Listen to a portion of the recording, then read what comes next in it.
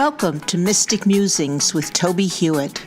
I'm Tobie Hewitt, and I'm your guide through time and space and all points in between. Mystic Musings will give you insight into who you are, why you are here, how to live an authentic life, and where you fit into the universe around you. Join me on this path of mystical exploration.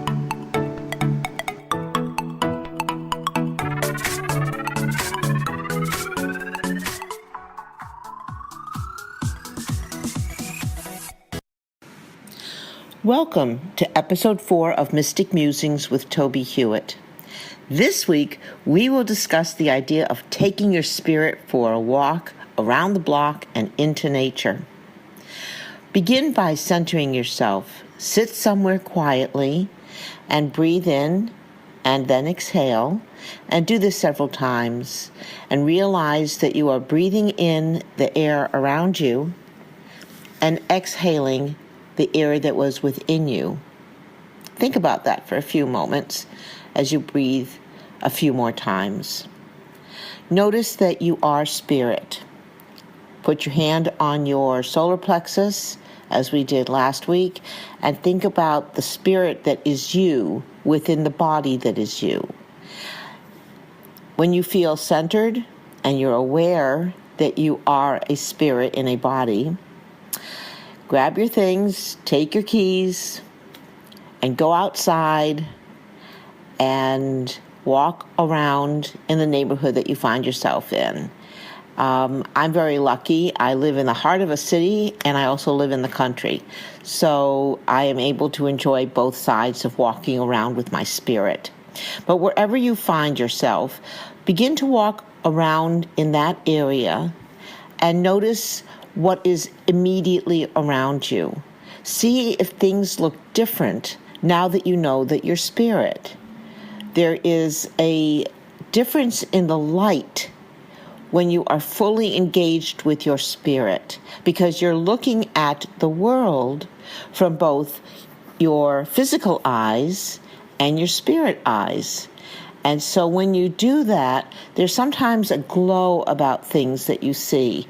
And it's oftentimes a very subtle golden glow that you will notice. This has been categorized as various things.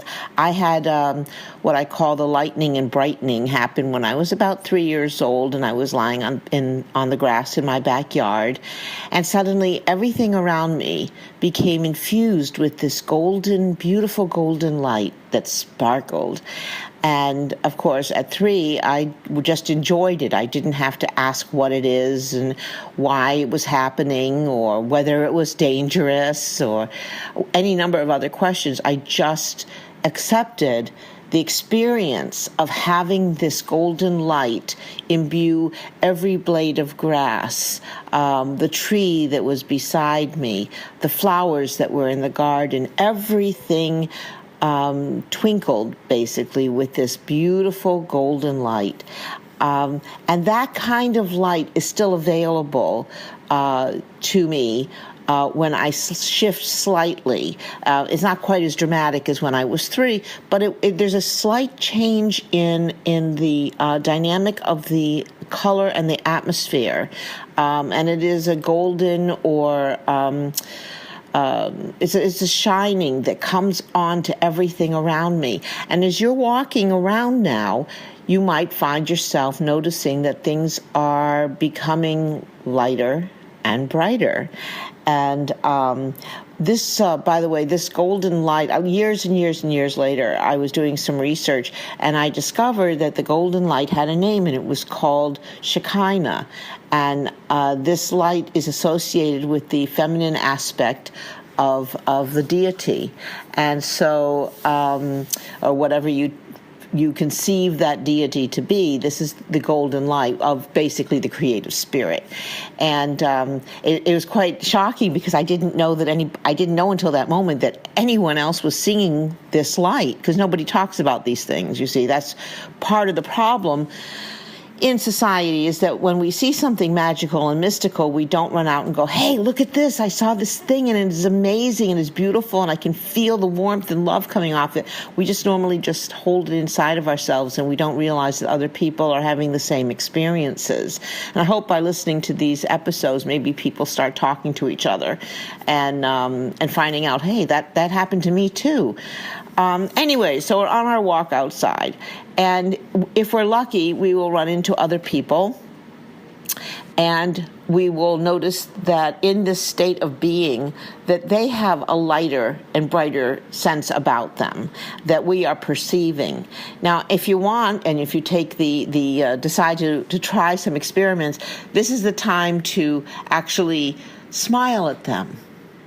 And just as not a crazy, like, I'm going to invade your space kind of smile, but just smile at them and recognize that they are also spirit. And as you smile, most people will smile back. And I have written in other places about the idea that when we do that, it is a form of namaste. And namaste is a practice in the eastern part of the globe that people who come together place their hands together in front of their solar plexus, in front of their heart, and bow to each other slightly and say namaste. And it basically means the spirit within me recognizes the spirit within you. And in that we are one.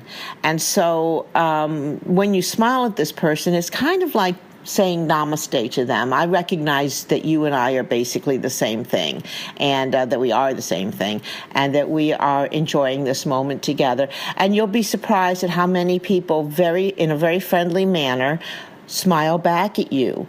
And this is part of your growth as a spirit to realize that we're all connected and that we're all one. And of course, further along, we'll be talking about how to take that into creating community. It's one of the things that we talk about in Pathways to Mindfulness, the presentations that I do about how do we grow community knowing that we are all one, that we are connected. Anyway, back to our walk. So try also, if you feel so inclined, to say hello to people. You can say, just good morning or hello as you walk by them. And once in a while, you'll get somebody who looks at you like you have three heads. That happens. But then you'll find somebody who smiles broadly at you and says, good morning, hello. And once in a long while, you'll find somebody who actually engages you in a conversation. You stop and you have a conversation. Now, this is your walk with your spirit. And you're just talking with other spirits. You're having yesterday I went on a run. I'm a runner.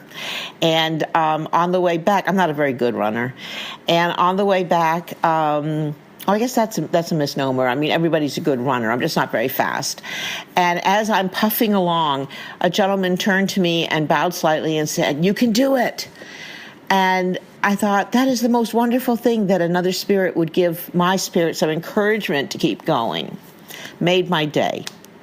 So we can smile at people as we go by them, and we can talk to them. We can say hello. Now let's take it a step further. Let's go and find some nature. If you're already in nature, you're very lucky. If not, go find a park that you can walk around in and sense the spiritual energy of the plants and the trees around you. You might see that shimmer that I was talking about, that light shimmer that now that you're seeing with both physical and spiritual eyes, you'll be able to see the shimmer coming off of these plants more readily. Notice that the birds and the animals are suddenly paying a little bit more attention to you because they now know that you are noticing that you are spirit. They don't have that cognitive ability, but they could see a shift in this human's being. If you can, take a moment and really sense the spiritual energy of these plants and these trees. And if you can, close your eyes and breathe deeply and feel yourself as part of your surroundings. You can even focus on a flower or a patch of grass or a tree and feel that your spirit reaches out to that energy in that flower or patch of grass or tree, in that natural being, and celebrate the oneness of that energy that is going and flowing between you and the energy of these natural beings. Now, go one step further. Find a stone that appeals to you in some way. Look around on the ground and see if there's a little stone, something that would fit into the palm of your hand, not a boulder. Pick up the stone and test it and see if it has an energy to you, if it vibrates towards you. And it may take a few times of looking at the stones and then picking them up and seeing if they vibrate with you, if they seem to mesh with your if they add something to your energy. And what you would want to do at that point is to take that stone home with you, because this is going to be the beginning of a very special place in your space, in your home. Because next week we are going to start working on a sacred space. We'll get back to that in a moment. Since most of today's episode has been about a series of exercises that you're doing, rather than me just talking about different aspects of spirituality and spiritual practices, let us end with one more.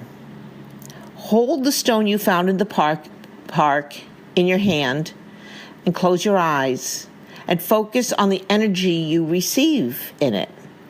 Try to become Try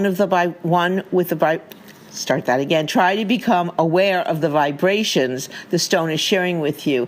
Now, people think, oh, I'm going to hold the stone and it's suddenly going to be vibrating and at a rapid and forceful. It's not that kind of vibration. It's a very subtle feeling of connection, a very subtle feeling of knowing that this stone or whatever you're holding is part of a larger space, a larger being, a larger part, and that's called the universe. This is a part of the universe that you are also a part of.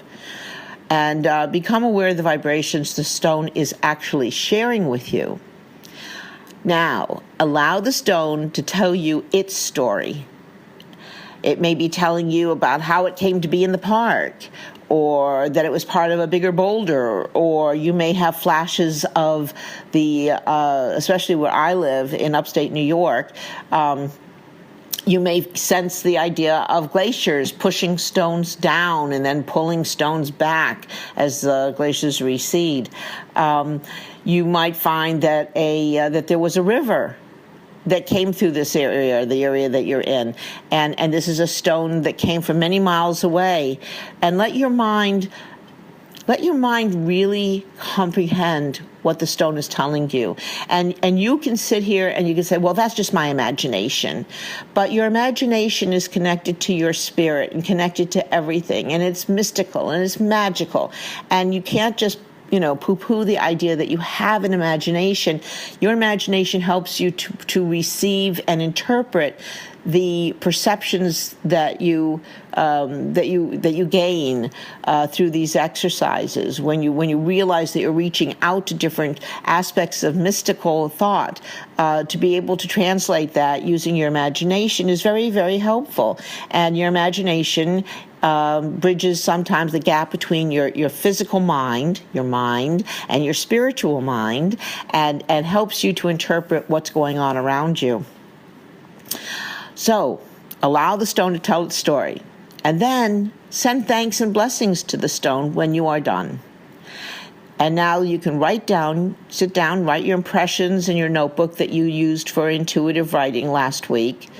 And keeping a notebook is a very important part of this process of learning your mystical being and the being around you, the universe around you, because you can have a concrete record of what you have experienced. And it really will be quite magical when from time to time you go back to the beginning of when you were writing, or you have a question for a loved one and you write it in the book and immediately you write down the next thought that you have, and the loved one from the other side gives you an answer. And to be able to start seeing that these are valid, that these are actual real communications. So here you're writing down your impressions of what the stone has told you. Now, what I would like is for you to take that stone and put it somewhere really safe so you know where it is. Because next week, we are going to start building a sacred space for you, a place where you'll be able to sit down, light a candle, meditate on whatever you put on in the sacred space for yourself that has meaning and vibrancy for you. And we'll talk about all the different things that you can use to access the mystical realm while you're sitting there meditating and contemplating. So I hope you have a lovely week, and please join me for next week's episode 5, when we'll just be discussing creating a sacred space. Namaste. Thanks for listening to this episode of Mystic Musings. Please join me every week to continue our exploration of all things mystical that can help you have a more practical and magical life. Please visit my website, tobiehewitt.com, for more information and to read my blog postings. And join me also at pathwaystomindfulness.org to learn how you can schedule a presentation. I'm available for mindfulness training, demonstrations of psychic abilities, and individual readings. I also have a number of books on mystical topics on Amazon.com. I look forward to hearing from you and answering your questions. Please contact me through tobiehewitt.com.